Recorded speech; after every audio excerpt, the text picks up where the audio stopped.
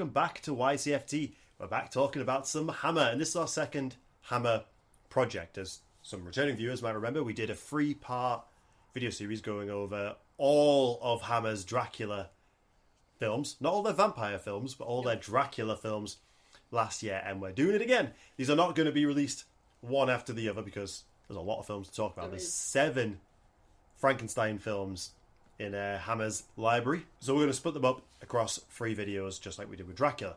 So for this first video, we're going to be talking about The Curse of Frankenstein from 1957 and The Revenge of Frankenstein from 1958. These are 2 very, very famous films. I had seen Curse of Frankenstein before. You basically studied this film. Studied it, yeah. I did a dissertation. So I studied English literature at university. In my final year, I did a dissertation. It was all about Gothic literature and film adaptations of certain books, and I looked at Frankenstein. So I looked at the novel, and I looked at this particular adaptation. So I have a lot of memories of watching this film from some 10 years ago now. Yeah, I've seen it a lot. But neither of us had seen The Revenge of Frankenstein before. No. Something I like that Hammer are doing, like when I loaded up this one, I even showed the new Hammer logo. They're getting a lot better at doing remasters of their films, or just putting out physical copies for fans to buy, so I'm happy about that. One thing I do also really like is both these films were given X ratings, and now we're watching them as 12s. Yeah. Not even a 12A, which in the States that means that a 12-year-old can watch it while accompanied by an adult. Just a 12-year-old can watch these films. Yeah. The Revenge, the Daily Telegraph said to the BBFC that they should create a new category for this film called For Sadists Only. Yeah, I know.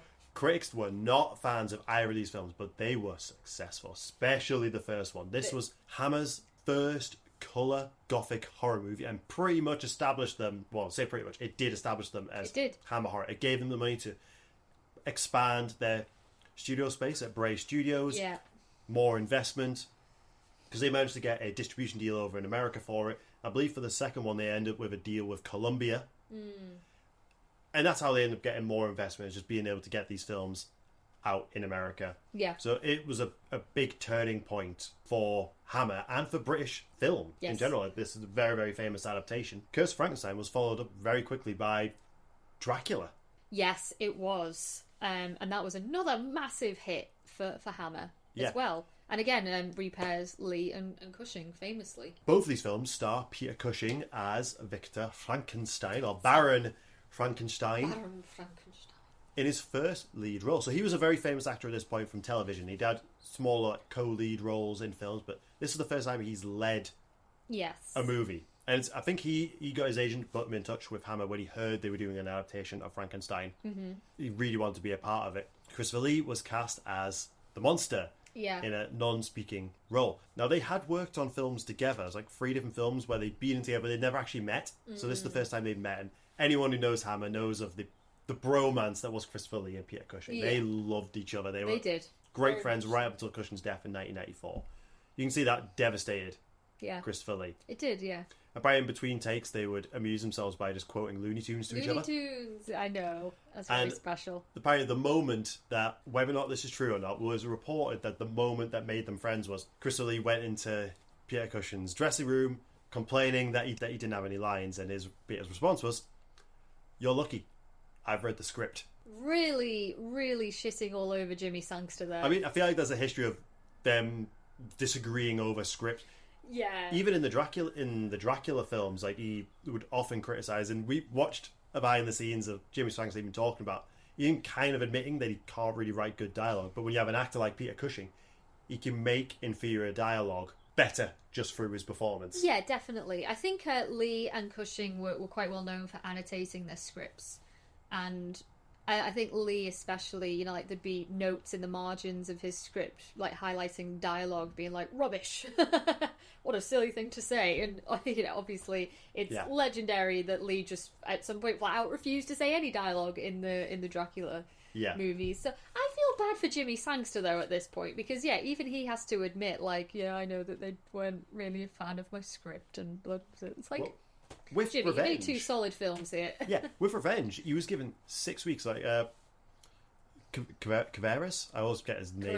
Carreras. He went to America with to try and secure a deal.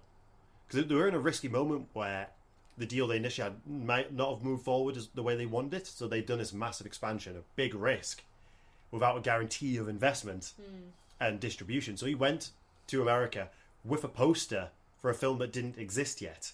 Yeah, it's an excellent He came pitching back method. and told Sangster he has 6 weeks before they start shooting. Write it. But he's like, the way things end, it's kind of difficult. You'll find a way. Find a way. You got 6 weeks. So, go.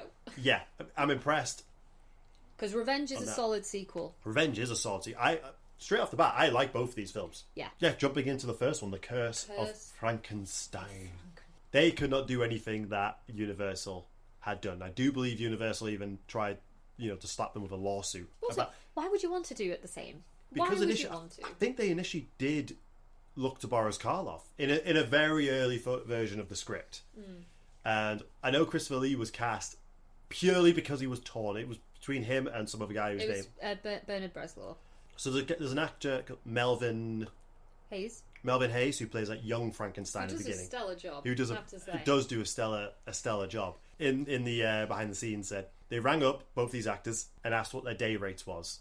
So for Bernard, his agent said wouldn't do it for less than £10 a day. Yeah. Rang Chris Release. Oh, he simply will not get out of bed for less than £8 a day. That's for the sake of £2. Yeah. Christopher Lee became a massive star, and that's what got him the role. Yeah. And obviously he must have massively impressed because they cast him as Dracula afterwards. But one thing Christopher Lee had always struggled with in the early days of his film career is his massive height and his very peculiar shaped face. Yeah.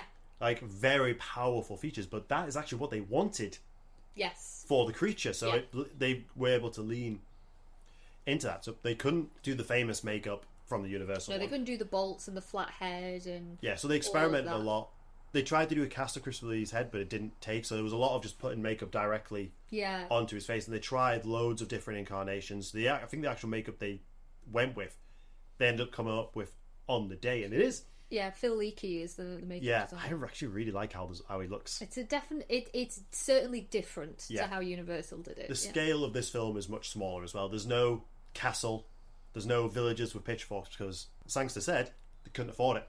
He also said he's never seen any of the Universal films, apparently. He's trying to adapt it more so from the book. And I would say this is closer to the book than the Universal film. I mean, it does take a lot of liberties. It does change things, certainly, but I think they made it a much more personal story by making it more small scale. I think just in terms of where they took the character of Frankenstein in Curse is also quite different from what Universal did. The portrayal of Victor Frankenstein is usually done one of two ways. You can either lean into the tragic figure that he sort of is in the book. I made a couple of notes where, he's certainly flawed, but he's definitely ambitious as well, but he's also regretful, and he is also riddled with guilt in the book. He's generally much more of a complex sort of character. He is not this way in this film. Not in Hammer's version, no. He is just an outright sociopath. Yeah. And Cushing does it so well. Yeah. The film kind of opens with the arrival of Paul, played by Robert Urquhart, who is arriving to become a tutor to the Baron Frankenstein. Frankenstein's father's been dead for about 10 years. His mother has recently passed away. We also meet his aunt and his cousin, who he's essentially paying, even the wake for his mother. Oh, we had an arrangement. The allowance will continue. I'll continue to pay for you. Now, what was it you wished to see me about, Aunt Sophie? It is a matter of some delicacy, Victor. Was it about the allowance my mother made you? Oh. You needn't worry. I shall continue to pay it. So he's a baron from a very young age, and he put the ad out there, essentially as his own father, to avoid questions. Well, will you tell your father that I'm here? My father is dead.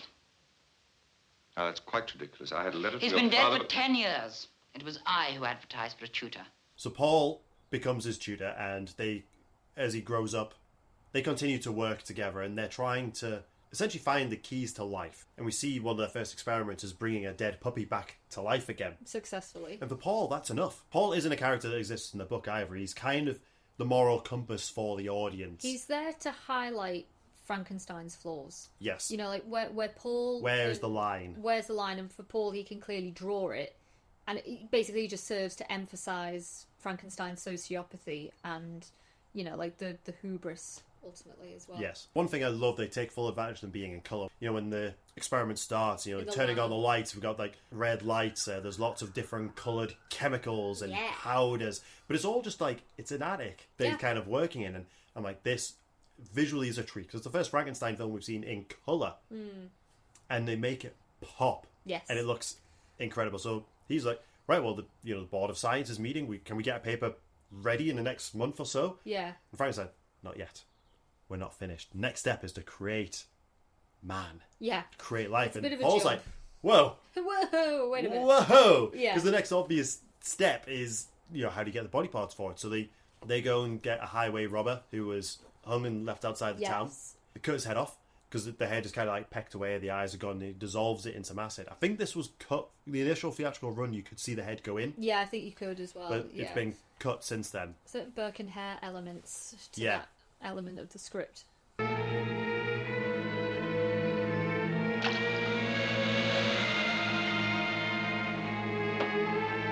He's like looking at his hands. Oh, hands like these could only be a robber, brutish hands. So he goes and acquires like some great artist hands who's recently died.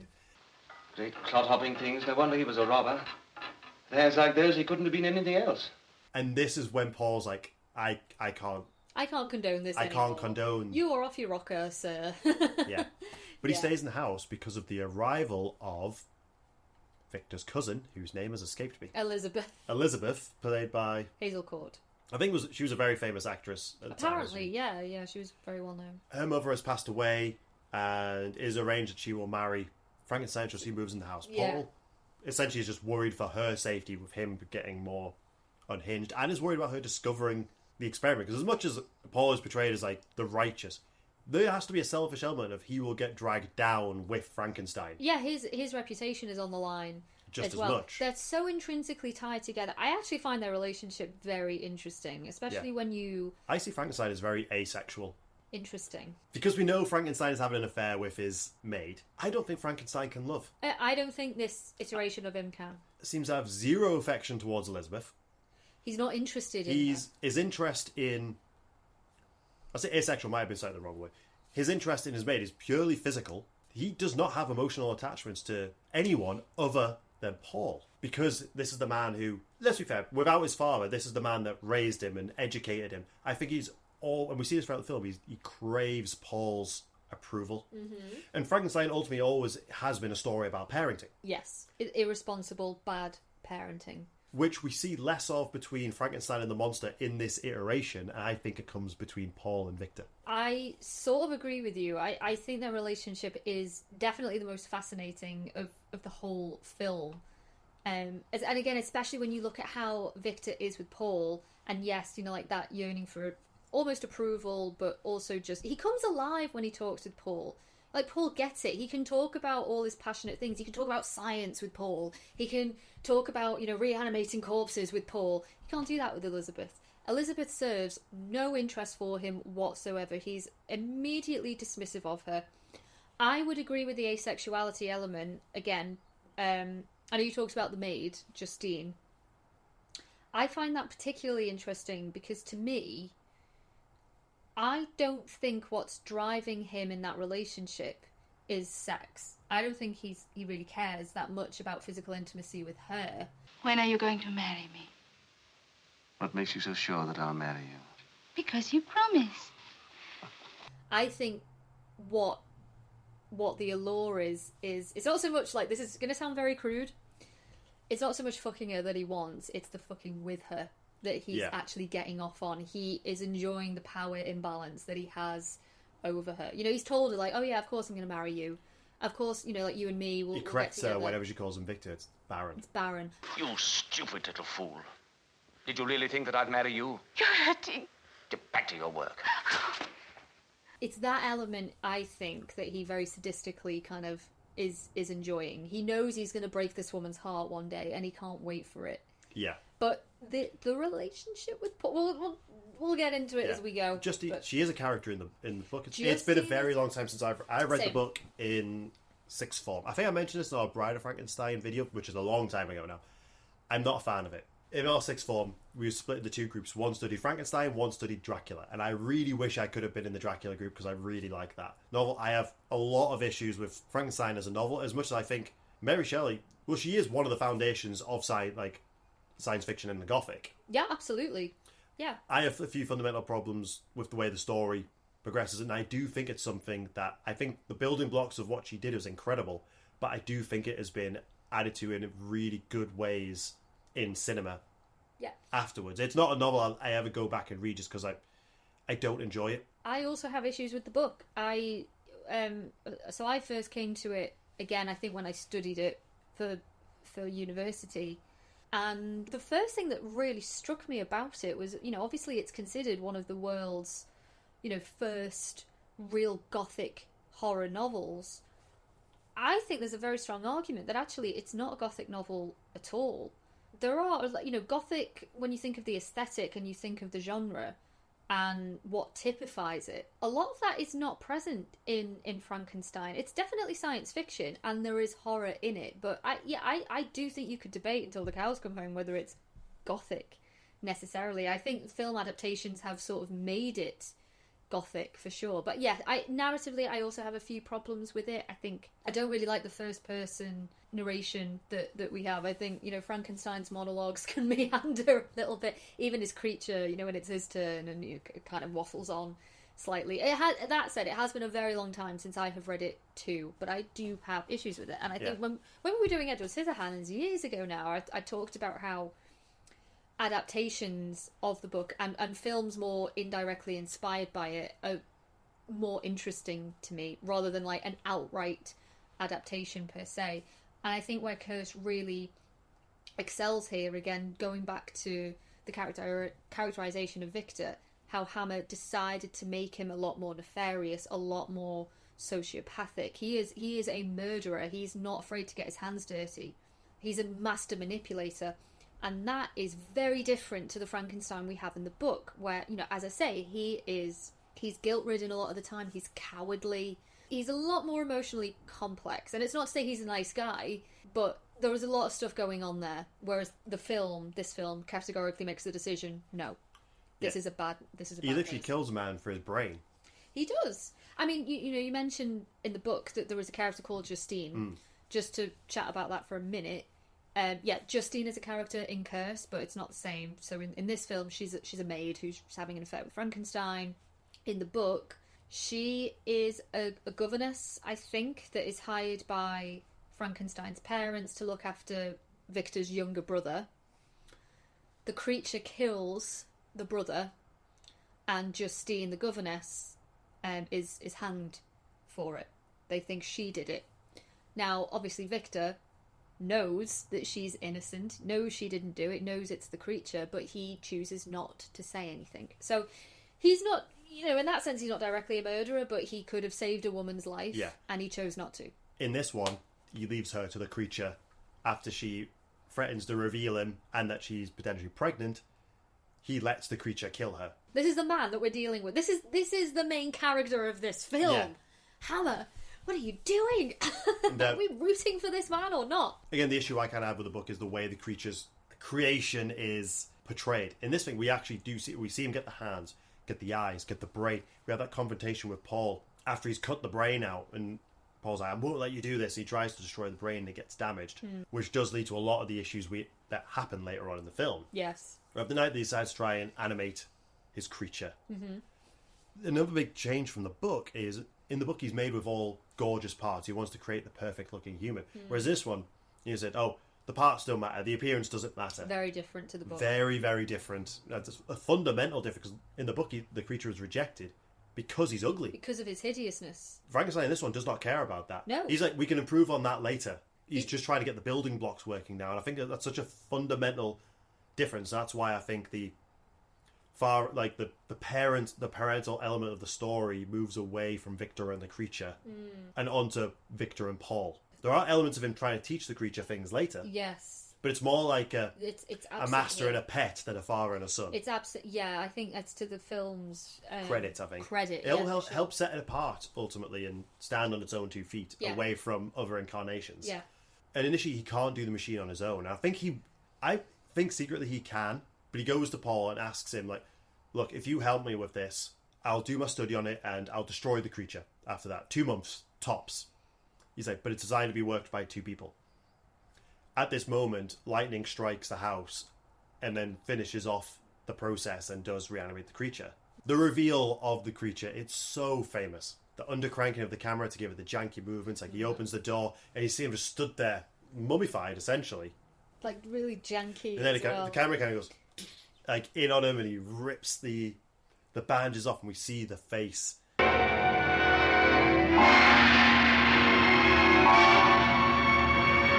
It's so iconic. Let's just imagine that we're in 1957, gone to the cinema, you know, for a nice little day out to see, you know, Hammer horror film, and then that scene fucking happens. Yeah. It's like, oh my god. It's like, I don't agree with the for sadists only. Well, that was the second one. This one was seen as disgusting. Disgusting, yeah. But it's great. It's great cinema. Yeah, and he instantly attacks. He's aggressive from the offset. Yes, and he is. Strangles him. So this film is part of an unofficial trilogy of films directed by Terence Fisher, starring Peter Cushing as the antagonist, and starring Christopher Lee as the monster that strangles Peter Cushing. So we had this film, then we had Dracula, and we had The Mummy. Yeah. I love that. I love that. It's like the unofficial Paul trilogy that we had with Dracula. Oh yeah, the Paul trilogy. Forgot about the Paul trilogy. Instantly just attacks him, and amazing moments by Peter Cushing. Then apparently, according to Chris Lee, he used to eat like cherry sweets beforehand, so his tongue would look extra red when he's getting choked. And going back to what he said about him annotating scripts, apparently he would even annotate his scripts with what props. He was a great worker of the props, and he would always go around the set and he would test what he could pick up, what he could fiddle with. He's very handsy, and he would work that into his performance to make the world feel more lived in. Like, it's a great part in Revenge of Frankenstein when he's talking to someone and he's just like cleaning the knife that he's just used to cut some chicken. Then he goes to pour some wine, and he knows what on his set he can touch and use, and it's annotated in there, and it just makes his performance feel so believable. I agree with you. It's not something I really noticed until someone actually pointed it out, and now I'm like, he's always doing something. But you've mentioned it makes the world feel lived in. Yeah, it's really good. It's a really good like actory thing to do. It does make it seem a lot more believable. But just on the hands thing, and going back to Paul, I don't know if you noticed, but he touches Paul a lot. He does. He's very handsy with Paul. Very handsy. I don't mean that in a sexual way, like overtly, but there's a lot of, like when he's talking to him, the hand goes on the shoulder. It's the only character he's affectionate with. The hand goes on the chest, like to convey, emotion. He goes into Paul's bedroom begging him for help at one point to come down, like there is an intimacy that exists with Paul that again is just not existent for any other relationship, male or otherwise, in this movie. Yeah. And it's so interesting, even just visually, to watch them together, how he is with him. And Paul doesn't return it. It's Frankenstein. Frankenstein is the very sort of handsy one. Yeah. Frankenstein chases Paul's company. It's not the other way around. Paul smashes the creature with a chair, knocking it out, and then gets tied down. Yeah. And he's like, "Oh, it's because you damaged the brain. I could perform brain surgery. I can fix this. I can do this." Yeah. So not rejecting his monster like it is in the novel. No. He's like, I can fix this. It's like he's looking at a machine. Creature escapes. We don't see the creature escape. We know it escapes and either dresses itself or he's dressed it. Or he's dressed it. Yeah, we don't know how much time has gone by necessarily. Yeah. And this is when he comes across a blind man and his grandson. Grandson's collecting something for him. And I realised this moment, it's that question of like, is the creature instinctively aggressive? Because he's kind of curious by him, because the blind man, obviously there's a blind man in the book. Yeah. Blind man in Bride of Frankenstein. And it almost looks like he isn't going to be aggressive until he picks up his stick and he's kind of like trying to work out what's in front of him. He snaps it, blind man falls over, and the next thing we see is just a hand going towards him. His grandson comes back. We don't see grandson get killed, but we see his discarded bag. We never see that grandson again. No. So we can assume he has killed. Frankenstein and Paul are in the woods now looking for him with rifles. Frankenstein says that he's told the townsfolk about it and they're going to meet him at a certain point. Yeah. That's a lie. He absolutely hasn't. He just wants Paul to help him. He sees the creature. Paul shoots him in the face. Bullseye. Yeah. There's a great moment where Christopher Lee, because he's not got a ton to do here. No. There's a lot of physical acting having to happen here. Just the clasping of his eye and the blood seeping through. That's probably what the critics didn't like, and it falls down. You shoot well. I've done what had to be done. We'll bury him before the villagers arrive. They won't arrive. I didn't send the message. Apparently he did Dead. genuinely hurt himself as well, because the blood actually went in his eye Yeah. well. So when he sort of screeches, it's... Yeah, he did that to just himself. in pain. Yeah. They bury him, and life kind of moves on Yes. as normal. Frankenstein has brought the creature back without Paul knowing and is trying to fix the problems. Because not only did he have the issues with his brain before, but he's also now been shot in the face. Yes. So next time we see him, he is hanging from a chain. He's like, I bring you back. I'll give you life again. Next time we see that, he's chained. He's chained around the belly. He's got scars on his head from the surgery. Mm-hmm. And he proves to Paul that he can be trained. Because he gets him to, like, stand up, sit down, move around. He has to tell him a couple of times. And he's like, this is your superior human. And he's like, well, it would have been if you hadn't damaged the brain. Is this your creature of superior intellect? Your perfect physical being, this animal? Shall I tell you something, Paul? There you see the result of your handiwork as much as mine. Oh, yes. I gave him life. I put a brain in his head. But I chose a good brain, a brilliant one. It was you who damaged it. It's a dog doing tricks, essentially. And even then, not very well. Yeah, not very well. Yeah. Frank, again, like going back to that manipulation, instantly turning it on Paul, being like, well, you did this, you damaged the brain. He literally says it, you did this. This is your fault, Paul. Yeah. Yeah. Then he uses the monster to kill Justine. Yes. The creature escapes again and goes after Elizabeth. Well, he escapes and he's up on the roof and he's looking down because Elizabeth has finally went to look at what it is that her fiancé... Are they married at this point? No. No, they never Still quite engaged. make it to get married, do they? Because Paul leaves for a while and they have a party the night before their wedding. It's an engagement party. Engagement party. Yeah. And she invites Paul. Frankenstein goes to work on the eve of their wedding as well, working in his lab. He's But he's totally excited. not bothered by his fiancée. He was excited at the idea of Paul being there because he wants to show him something, and that is showing him his trained pet, essentially. Yeah. So look what I've been able to do. Look, and Paul is just so like, nah. Yeah. This is it. So she finally goes and has a look, and you can see this great shot of the creature looking down into the lab. Yeah. And we're in the climax of the movie. Yeah. Yeah, Paul's very much like, I'm going to turn you in Yeah. for what you have done. There's crimes against nature. Yes. And it ends up in a showdown with the creature on the roof. Frankenstein, he shoots Elizabeth in the arm when the creature has her. Yeah. And then shoots the creature. Creature comes for him and he's like, no, stay away from me. He sets him on fire and the creature falls through the floor. No.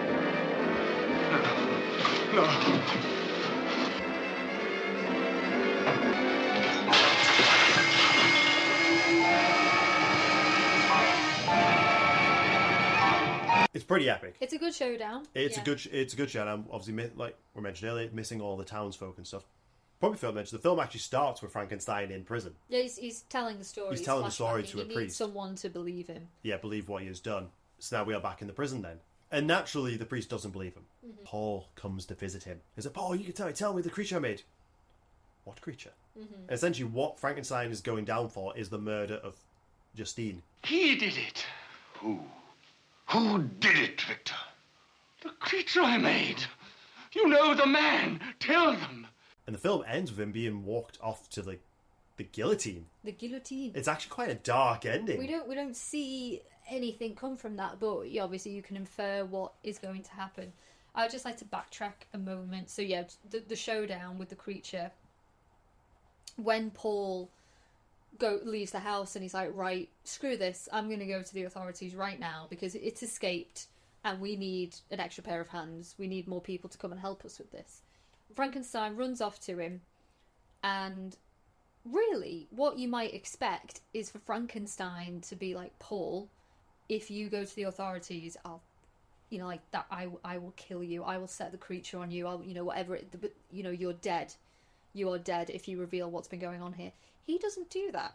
What he does is threaten Elizabeth. He says, if you go to the police, I will hurt her. And in so doing, hurt you. Which, again, fascinating. He has a chance to kill Paul, doesn't take it. The next moment I wanted to just highlight is when Frankenstein shoots Elizabeth. I think he's aiming for the creature, but he gets her in the shoulder, and then she's just out for the count. Again, he didn't intend to shoot her. Doesn't give a shit that he did shoot her, though. At the end of the day, she is so expendable in that moment to him. And again, it just serves to emphasize the psychopathy of the guy. It's like these quick moments that you're not even really meant to dwell on that much, but they're there, and they reveal so much about the character. Something that was very noticeable to me, and I've felt it pretty much every time I've watched it. I think this movie does let down its female characters. Elizabeth is kind of a bit of a non... They both are. Character. So is Justine. We only really have two. We've got... Who do we have? Yeah, we've got Elizabeth and we have Justine. Elizabeth is just oblivious to everything. She's got no idea what's going on with her fiancé in his laboratory. And then we have Justine, who is ultimately just not very smart. The worst negotiator. You know, she tries to blackmail him without having any proof, and makes it very clear that she doesn't have any proof. Those are the only two women characters that we have. Apart from that, we see his aunt in like one scene. Very briefly in one scene. Like, and it's a shame to me because, you know, I guess what the film does give us is that classic Hammer dichotomy of, you know, you've got Elizabeth representing the angel in the house type figure who's, you know, like very, very prim, very proper, very pure. And then you've also got Justine, who is tainted because she's having a sexual affair with her employer, and she's now pregnant potentially and has sinned. So, you know, you have these two Frankenstein says that line to us. What you could have picked anyone in the town to be the father, and you would have been right. Yeah. It's like, ooh, savage. That's savage. Why choose me as the father? Pick any man in the village. The chances are to be the right one. Beyond that, those core differences, these women don't really serve any purpose in the story. I mean, if anything, you know, Justine is there to be a victim of the creature. And it's different, really, when, you know, you think about the Dracula movies, where the women do have, I think, a lot more to do, and are a little bit, you know, they're not just as one note, basically. And again, I think, you know, going back to Jimmy Sangster's writing, He doesn't write female characters particularly well. Not especially, no. I think that issue goes forward into the Revenge of Frankenstein More as well. so. Yeah, because we only have one proper female character in that one. We do. And she kind of doesn't really serve the plot. No, she does nothing. In any way. Actually does nothing. Well, she's quite a famous actress as well. She's the first Bond girl. Yeah, Eunice Grayson. Yeah. So, yes, couple of... Triple check what her surname is, actually. No, Eunice Grayson. It's on the front of the Blu-ray. Eunice Grayson. So kind of an issue with these films then. They're the main things that pull it down. Like, it doesn't distract me too much from the film. This is a solid Frankenstein movie. Yeah, I think because, again, making it such smaller scale, I think it cuts out a lot of the fluff that other incarnations have, and I think it is paced pretty well. Yeah, I agree. And again, you know, like we mentioned that there are some core elements of the original book that aren't here, like the townsfolk rebelling and, you know, storming. Or Frankenstein rejecting his creature. Frankenstein rejecting it, yeah, like that element of irresponsible parenting or bad parenting, it's gone. The creature doesn't have to chase him to the Antarctic. Exactly, like we've done away with that. It's a much tighter story, and I think a lot of that, I don't miss those other elements. Again, primarily because of the direction they took Frankenstein's character. He is so fascinating, and I actually think I probably would have much preferred reading a book where a more psychopathic doctor was our main character. Yeah. I don't need a character that I can root for, but I just need a character that I can be entertained by. Yeah. And I'm more entertained by Cushing's version than the original version, or indeed any other version, I think, of Frankenstein. The other biggest difference, again, is the creature himself. Yeah. Christopher Lee never learns to speak English. He's completely inarticulate. He remains like a dumb animal, essentially, just completely animalistic. Whereas obviously, you know, big difference in the book is the creature does become articulate and he does develop feelings and wants a mate. You know, the same with Boris Karloff's incarnation of the character as well. Yes, exactly. You've got a list of I don't know if we've already talked through most of the differences that you marked down, but you marked a couple of differences between this film and the book. We sort of talked about most of them. It's the book Victor, again, leans into the more tragic, ambitious figure guilt is much more of a character trait for him. He can't quite cope with what he's done. Whereas obviously, yeah, movie Frankenstein leans into the more manipulative and murderous, essentially. And yeah, the only other one that I noted was the difference in the parenting. So, are we ready to move on to the sequel? Maybe. To conclude even on this first film, it's a great Frankenstein adaptation. Yeah, it is. Takes out a lot of the fluff. It's bright, it's vibrant. We got some incredible performances by Peter Cushing. Yeah, some interesting characters. Well, interestingly, the actor who played Paul hated this film.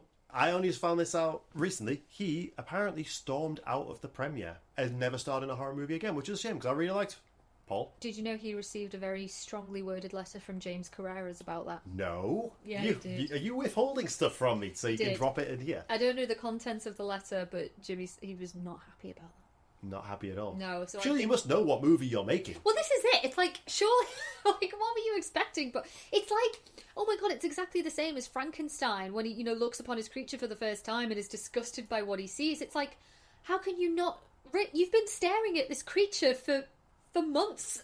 Yeah. How do you not know what you're working on? Weird little parallel there, but yeah. Anyway, yeah, it's that's a shame because it's actually a very solid movie, and everyone else associated with the film. Small parts or big parts, it seems like they had a good time making it. Melvin Hayes had a great time, it seems. Well, apparently he, a couple of years later, went to Christopher Lee at the studio and said, "Oh, I made you," as a joke because he played young Frankenstein. And Chris was like, "What on earth are you talking about?" And he's just started jumping back, "Oh, sorry." So, and he went to him 10 years later. It's like, "I'm sorry, I told this joke." And he was like, Who are you? I realized, like, well, you probably could have just said, "I played young Frankenstein." I played Frankenstein. I played an early version of Peter Cushing's character. I think he was just so starstruck that he just couldn't get the words out, and he just decided to retreat. Yeah, he played a very good young version of Frankenstein. He played a brilliant Frankenstein. Yeah. So, the film was a massive hit. Critics may have hated it, but there was queues outside of theatres to see it. I would have been one of those people. It was a massive hit. Yeah. Budgets and box offices are kind of all over the place, but it made a few million. Yes. On a budget of probably like British money, like just shy of 70k maybe. Yeah. So it did very, very well. Firmly established Hammer as a proper film studio. This established Hammer horror. This is the one movie that people started associating Hammer exclusively with gothic horror. And the fact that they also had a slam dunk with Dracula. Oh yeah. Christopher Lee did not return to play the monster. Not necessarily that he didn't want to. Would have been busy with Dracula, but also going into the Revenge of Frankenstein, it is a different creature. Very different take. Very different take on the creature. And Peter Cushing does return. He is in 6 out of the 7 Frankenstein films. So he did the first 5. Then there's one where Ralph Bates played the role, and then he came back for the 7th and final film. So he must have like a love for this. And film historians have talked about his performance, particularly in this film, saying that you can tell in his performance that he knows he's on the cusp of stardom, and he knows that this is the role that made him a star. So it's almost like he's got even more to prove. And a lot of film critics around the time saying, why is he making these movies?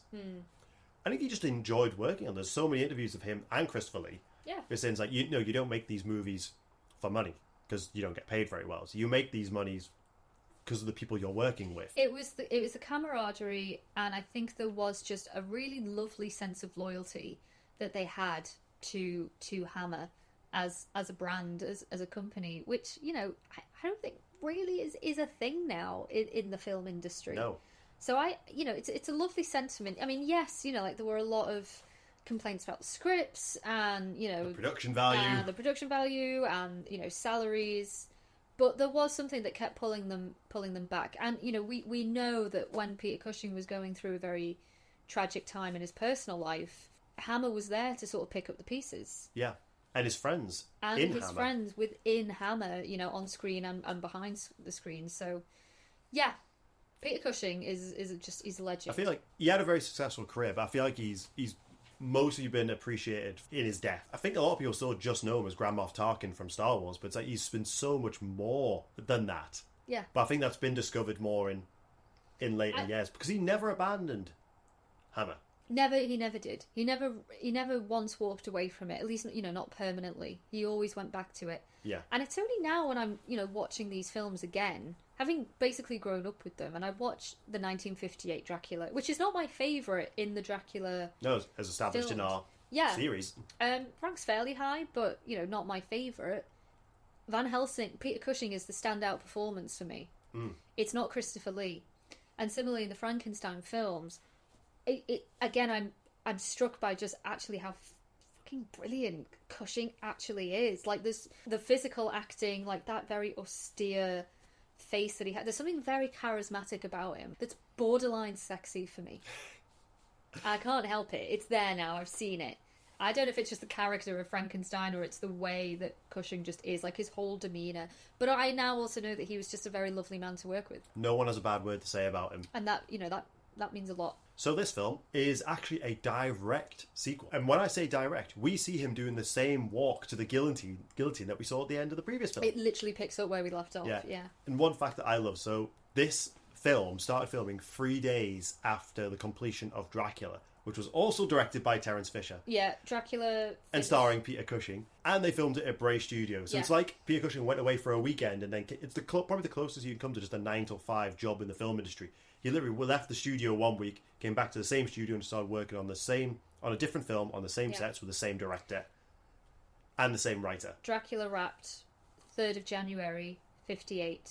And they started shooting Revenge the 6th of January. That is crazy. Yeah, he had a 3-day break. 6 weeks to write a script and get things ready. So you can tell and watch it. You can tell they've repurposed a lot of Dracula sets for it. When you add all these things together, it should be the recipe for a disaster. Mm-hmm. But it's not. I really like this film. Revenge. It's a very different film. Revenge is brilliant, and I understand why it's ranked so highly in the Frankenstein cycle. Of film. It's often like these two that are debated as which is the best. Yeah. So there is a hunchback that saves him from the gallows. The gallows, who's presumably working at the prison.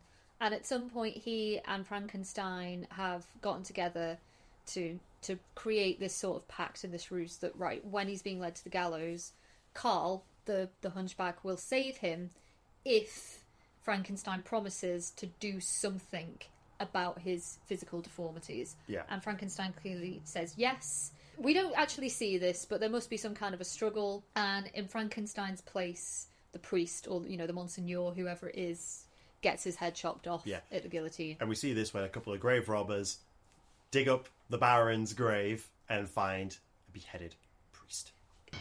It's a priest! We know it! I just need to linger on this, because you have to understand what a treat it was for me to recognise Lionel Jeffries as one of the grave robbers. Lionel Jeffries is like, what a sensational British actor. Like, he's just perfect. I love him in everything he's ever been in. Grandpa and Chitty Chitty Bang Bang. Ah, I see what you mean. Yes. It's just like one of the many, many examples. Just absolute legend. And then our friend, Michael Ripper. Yeah, Michael Ripper. Fucking legend. The two of them together. I don't know if Lionel Jeffries ever appeared in a Hammer movie before or since. It's such a small part because he digs up the grave, they open up the coffin, they see it's a priest, and then the Baron Frankenstein, Peter Cushing, appears in a long cape, very Dracula-esque. Good evening. I am Baron Frankenstein. I think Lionel Jeffries literally just dies of a heart attack. Yeah. I also want to point out, I always feel like I need to point this out when you say our friend and then go, I think this is something that you and your mum both do, where it was, you say our friend about a character that we're beloved about, but I think to anyone outside the conversation, it sounds like we know him.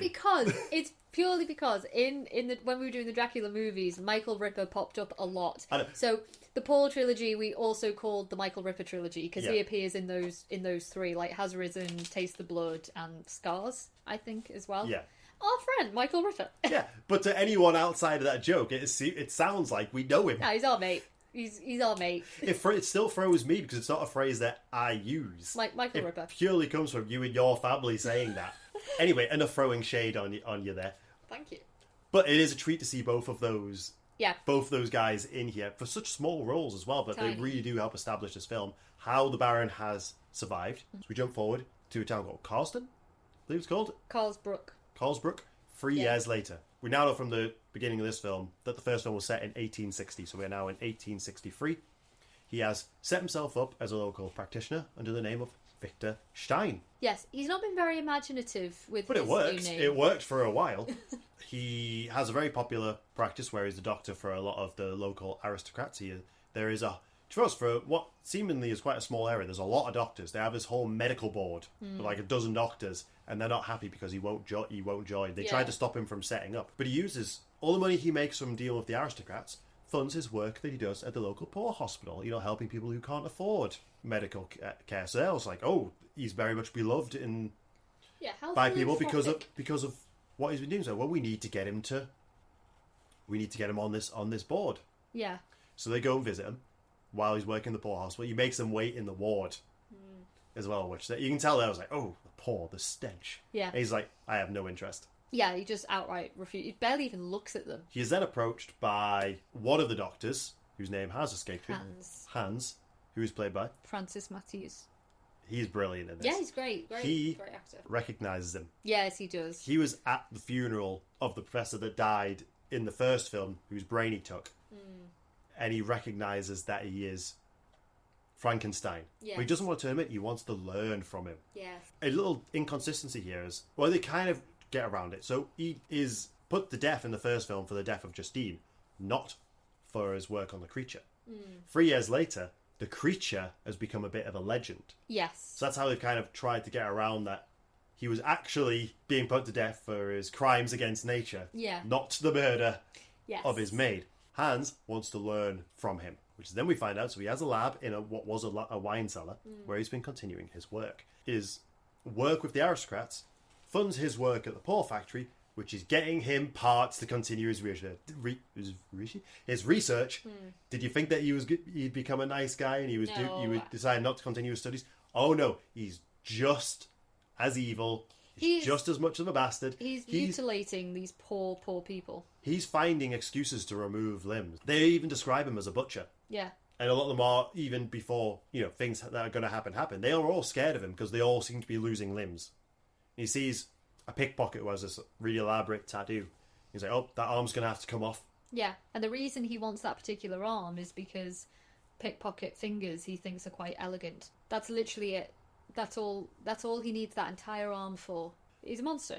And but a very elegant. He takes Hans through this experiment. He's got a couple of jars, one with a hand, one with some eyes, and then like an electronic brain. He's trying to explain his work and what he's discovered, like how we essentially learn. He's like, if I pull up a flame up to the hand where it can't see it, it's gonna reflexively.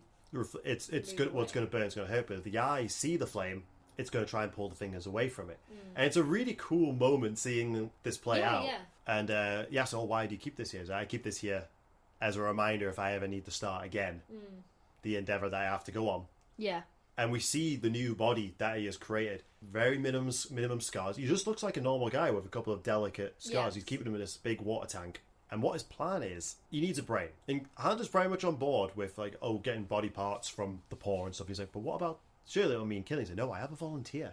And this, for me, is the most interesting part of the story. Someone who's willing to give up their brain. For the sake of a new body. Yeah, and that is Carl. Yeah. The deal is that he gets this brand new body without any of the deformities, and he's got a hunchback. His arm is kind of stuck in this position. He's got a limp, and one of his eyes is stuck shut. But he's very, very intelligent. He's learned a lot from the doctor as well. He's done this experiment on a chimp. Or he started with lizards. He did it to a chimp. He's gave it the brain of a baboon, which apparently the monkey took a liking. Peter Cushing would give him a kiss every morning when he turned up on set. I just love that story so much. I love that story. So he started small to try and work out what went wrong the first time. But that already takes what made the monster a monster away from this new scenario of a willing participant. The brain's not going to be damaged. It's not even creating new life. You're essentially just doing a limb transplant, but of an entire body. It's basically brain transplant surgery. Yeah.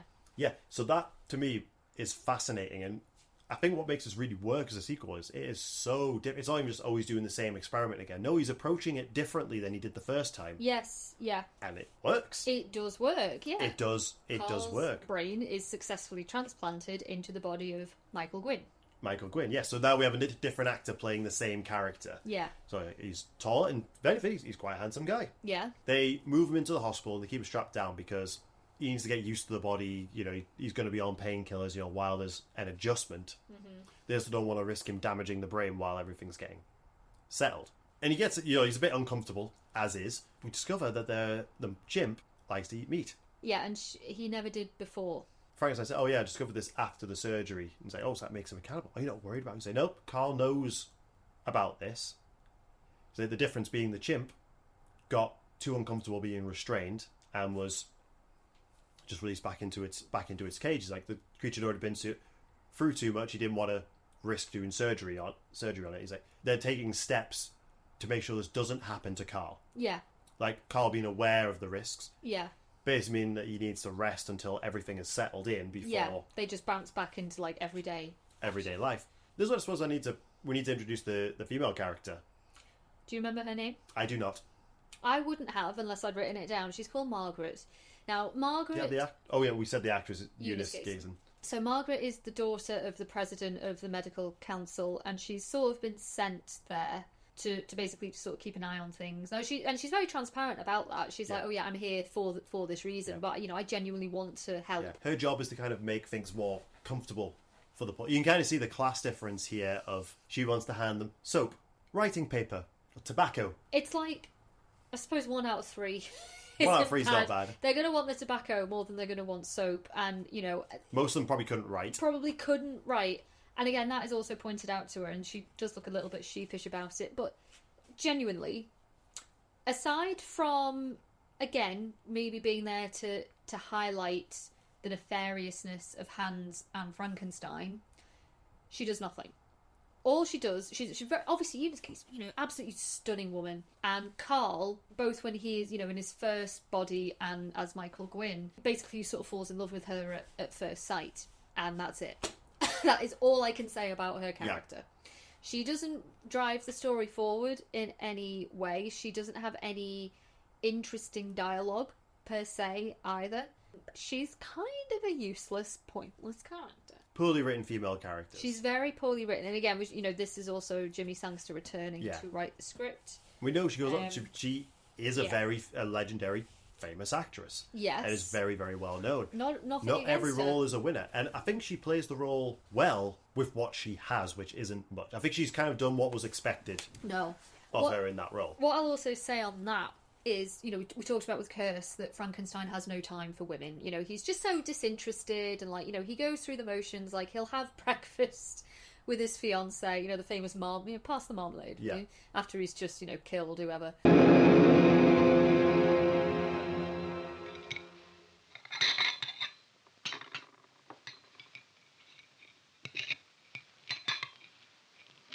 Pass the marmalade, will you, Miss Mitchell? But he doesn't have any interest. He's got literally no time. In Revenge, it's really taken up a notch. He says, these bloody women. These are interfering women.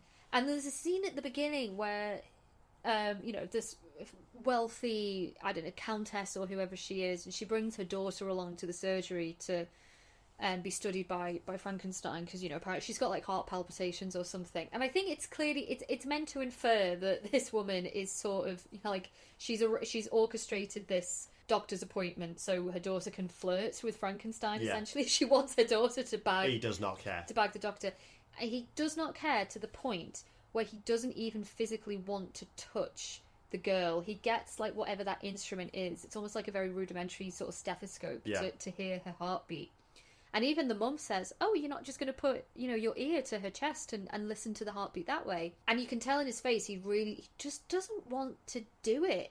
And so he begrudgingly puts it down and, listens. But he looks uncomfortable. Yeah. He looks like he would literally rather be doing anything else in the world but sitting there with those two women. It really amplifies it in this. You mentioned maybe he's asexual. There's definitely an argument to be made. He definitely pursues male company more for whatever reason. Yeah. But women are just so not on his radar.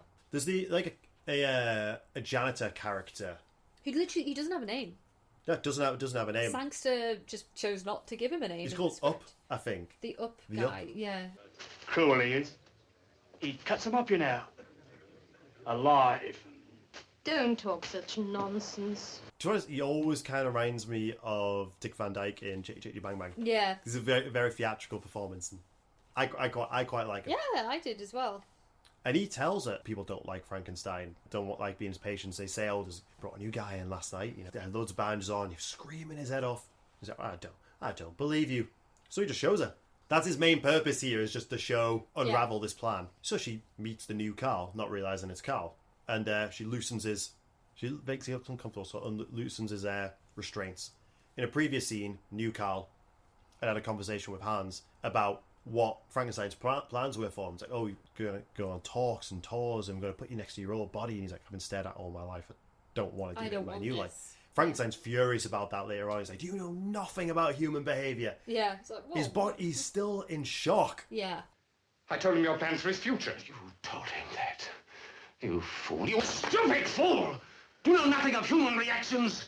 So the creature, he dresses himself, sees himself in the mirror for the first time, and he's very happy. He goes out the window, and he just wants to experience life in this new body. And I really, really enjoy that. The first thing he does is go to the lab, and he wants to destroy his old body. Yeah. I think there's something very symbolic about him casting out his past life and for this new life. Thing, maybe, in a way, yeah. But the landlord, who owns the area, sees him in there and starts a bit of a fight with him. You don't want to risk damaging that brain, so he kills him. Yeah. And runs off. He runs to Margaret's family's estate to try and get help. So he's noticed his arm has started to go and his leg has started to go. He started to revert back to what he was. I felt so sorry for him in this moment. A glorious moment before he runs out of the lab where he's looking at the corpse of the landlord and he salivates over him. And he knows in that moment, oh no. He knows, So unfortunately, cannibalism just seems to be a very poor side effect of the brain. Of the brain procedure. And it's because we don't have monstrous makeup on him in this. It's a lot of sweat, lighting, and an amazing performance by Michael Gwynn. Very physical. Physical. Again, no shit on Christopher Lee. He didn't need to do too much for this one. Michael Gwynn, because he's got no prosthetics on his face, it's all on him. And it's all in his movements, and it does make you feel sorry for him. Exactly. He's a way more sympathetic creature. It adds to our sympathy for him because, again, this is not a body part that has been assembled and is essentially, like a walking dumb corpse. He's volunteered for this. He is articulate. He has feelings. He is embarrassed about what his body was before. This is someone that we have cultivated sympathy for, even though he is a killer. Because remember, he killed the Monsignor, the priest, at the guillotine. Or, was at least involved in that. Yes.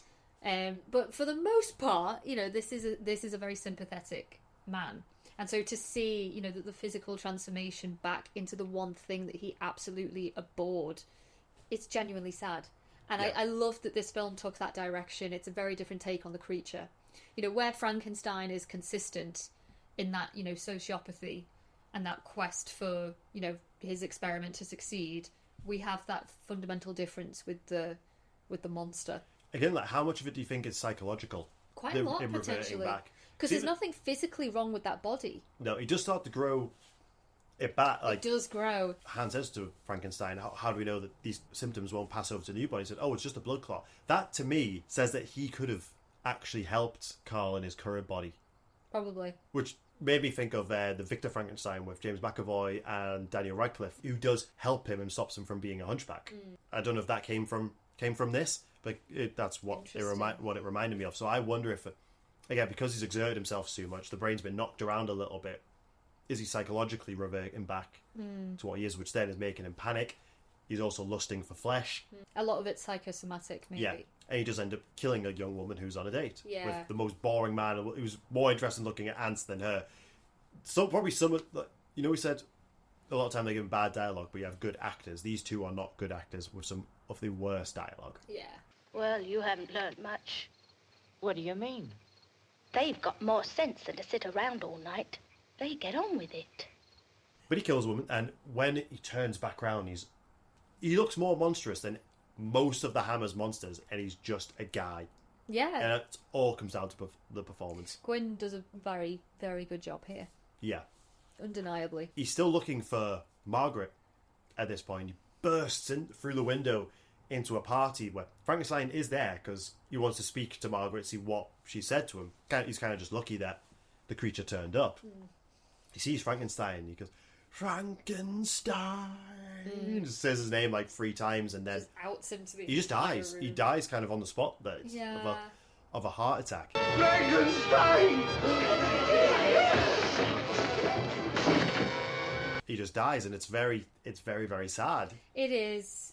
Yeah. Part of me was sort of waiting for this to be, you know, like some kind of. I thought, you know, oh, they said that he died as a ruse. Is he going to bring him back like he did the first one? But no, like, he's gone. And then what we get is, you know, because of course now people have made the connection. Victor Stein is actually Victor Frankenstein. Yeah. So they go to the board. Yeah. And he says, well, there's actually Frankensteins in every town. It's like, I am a Frankenstein. Yeah. But I had to, you know, I changed my name to Stein because I didn't want association. Any street directory for any town in Central Europe, you will find dozens of Frankenstein. I am a Frankenstein. Of course, I'd heard of Baron Frankenstein, who created that monster some 3 years ago, but naturally I didn't wish to set up in practice here, handicapped by such a name, and so I changed it. But all of his patients now know he is Frankenstein. The doctors go and dig up the grave and say, oh, he's not there. It is him! Jez Ruse lasted a very long time. They say he even 3 matches years. the description. But this incredible moment where Frankenstein has to deal with consequences of his actions, of what he's done to these patients. They turn on him. And I love this moment as he goes and tries to like check on a wound. He's like, I'm not having you touch me. He's like, I have to inspect it. He's like, you're not coming anywhere near me. Yeah. He tries to leave very calmly, and they keep slowly blocking his way. They start throwing bottles off the walls, and then they just pounce on him. They just pounce on him. They beat him within an inch of his life. Yeah. And it's like, there's been no consequence other than moving away and making a new life for himself. He's never had to really deal with the consequences of his actions. No. He just, for a brief moment in this film, and I really enjoy that. Throughout the film, we've seen he disassembled a second body. Yeah. We see it with the tattooed arm. We saw a bit of the face with some stitching on it. Yeah. Hans performs a procedure on him at his request. Takes out his brain. The police then turn up and he says, oh, he was attacked. I tried to save him, but he's dead. Yeah. And that's the end of that. And that's the end of that. We then go to London, an office of a Dr. Franken. Yeah. Literally split his name off the two. We've got Stein and Franken. And we see he is in a new body that looks exactly like Peter Cushing. He's just got a moustache. He's got a moustache. He wears a monocle. He's got he even says, oh, you've done excellent work there. The scar will barely show. I do think there's an irony that the most successful procedure wasn't performed by him. He is his own success. He has essentially become the thing that he wanted more than anything. He has become his own experiment. And it's a massive success. But do you not think it would play on his mind that he didn't do it? Probably, yeah. His ego won't allow for it. And what is a shame is because it ends with such a delicious setup of he's in a new body. He's now in London. And we know the third film doesn't pick up from that. Yeah. Like 1 and 2 are basically just like a one continuous story. Yeah. And they could have went in such an interesting... But he does essentially get away with it. Yeah. It also kind of reminds... Have you ever heard of a TV series called The Frankenstein Chronicles? I've heard of it, yeah. As Sean Bean plays a detective who... I believe he has syphilis and he takes a lot of mercury. Hunting down a killer who was replicating the experiments done in Mary Shelley's novel. Well, slight spoilers for that. Film ends with him being killed and turned into Frankenstein's monster. Kind of similar to this. The thing is, yeah, interesting. Also, Revenge of the title doesn't... I know he says the word, I will have my revenge on the world that rejected his teaching. The Revenge of Frankenstein, it's a good title, it doesn't really fit. It's not so much Frankenstein's revenge really at all, it's just Frankenstein carrying on. Yeah, both of these films very much establish that, yes, the creature... Well, they didn't call it the monster. I know I've flip-flop between creature and monster. The creature in these films is never the actual monster, it's always Frankenstein. Which is the common thing with the book, but these films never shy away from that. I've never liked calling the creature the monster. He is always the creature. I love Revenge. I asked you afterwards, which do you prefer? And these are two very, very good films. I think we both kind of landed on Revenge. Purely because I think it's more rewatchable. Yeah. I think the character dynamics are incredibly interesting. This idea of someone volunteering their brain for the experiment is so unique. So I think going through these, we're probably going to rank them like we did the Draculas. So are we doing Revenge of Frankenstein, Curse of Frankenstein second? And I've got a feeling they aren't going to move from that spot. Yeah, I agree. I've got a feeling. I also think though that Revenge, because we talked about in Curse, like the film goes to great lengths to establish his psychopathy. Essentially, like we know the lengths that Frankenstein will go to complete his experiment. We've seen that, but I think in a way he's much more sadistic in Revenge. just because of the poor hospital scenario. The fact that he is taking these healthy limbs from these men and construing his own creation. There's something... That is basically what the Nazis were doing. Frankenstein literally turned into Joseph Mengele. And even now it's just striking me, the end where he does essentially get away with it and he flees to a different country is also sort of exactly what happened there. Yeah, I hadn't even made that connection. He gets away with it. He's basically...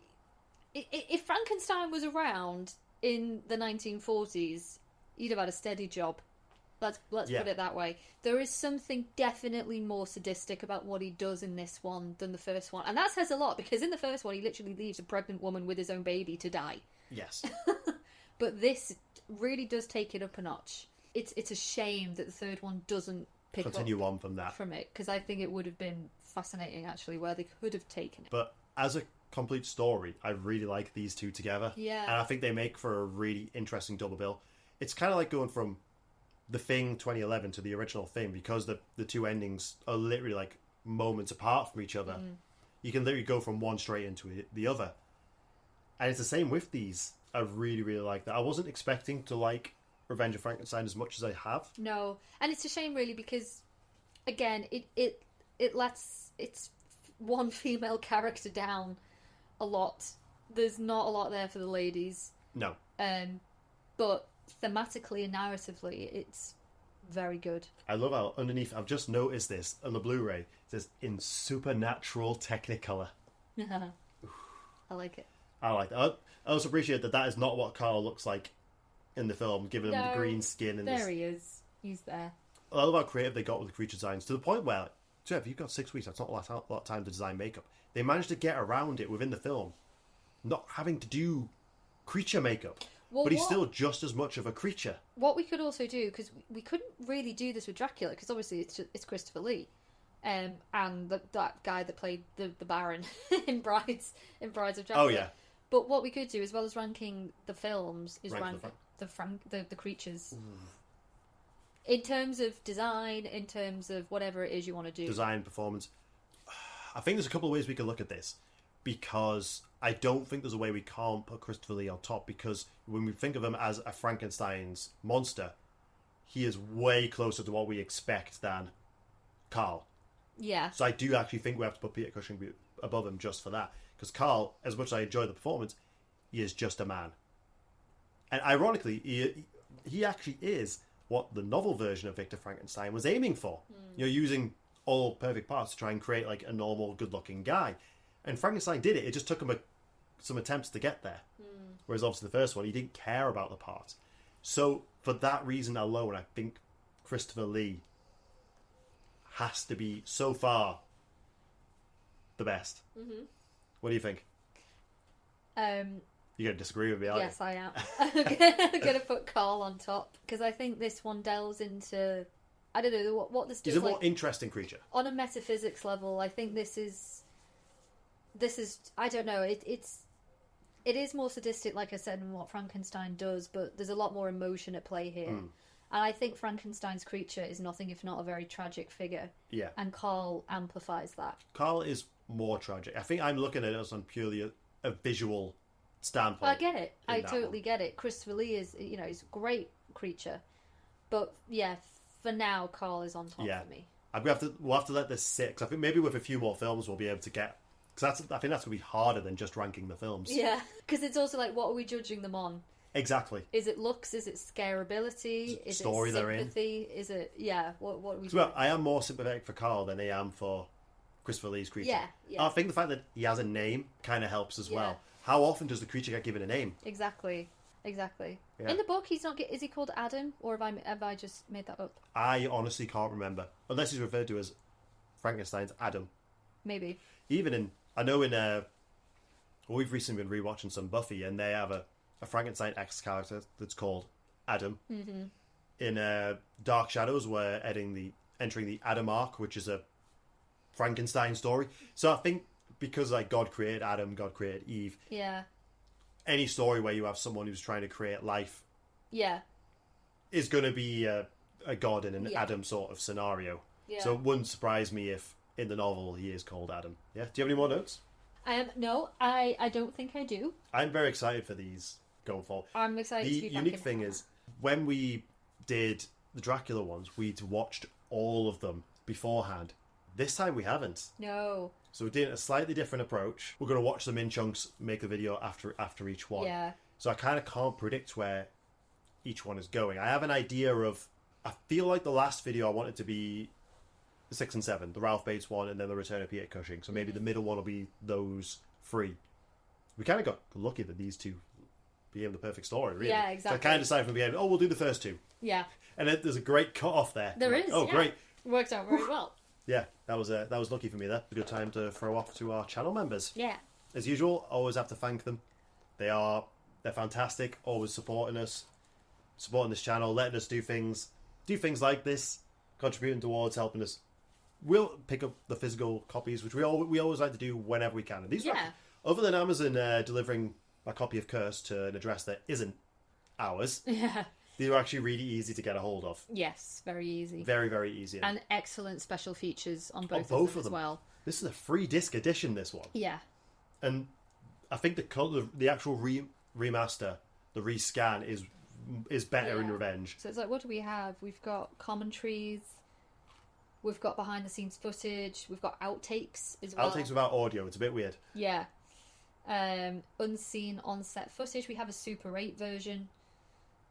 Original theatrical trailer. We've got a documentary. Eunice has a video all on her career. Yeah, we do. The special features spend more time on her than the film does. Yeah. So yeah, it's a treat. If you are nerds like us, it's an absolute treat. This version, we have the Blu-ray, we have DVD, and then you have just a DVD of special features as well with makings ofs and commentaries. They're actually really, really good Blu-rays, and I'm happy they're part of the collection. I still need to get a couple of the Draculas. Yeah. I'm missing Dracula Has Risen. I think that's the only one No, I haven't got the first one. I haven't got Horror of Dracula. No. Thanks a lot, guys. Again, thank you to all our channel members, and I also like to thank any returning viewers who have come back from our Dracula series, and welcome any new viewers. Hopefully you'll enjoy this series as much as we're hoping we're going to enjoy it. Yeah.